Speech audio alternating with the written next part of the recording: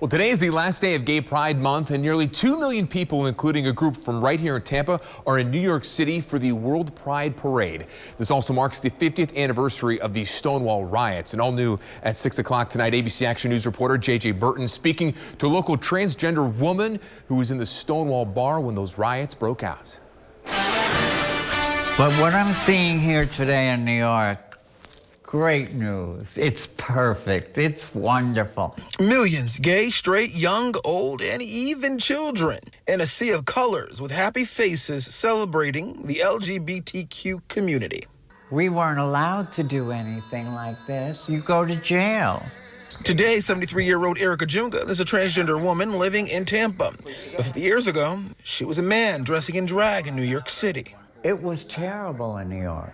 You had to be afraid of the people who were supposed to protect you.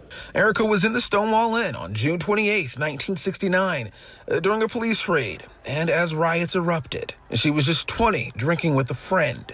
All of a sudden, you heard bang, bang, boom. Things were broken. Doors were broken in. Erica says she and her friend were able to get out without getting hurt, but what they saw broke their hearts. Many people had broken noses, broken arms. I mean, they were physically beaten down.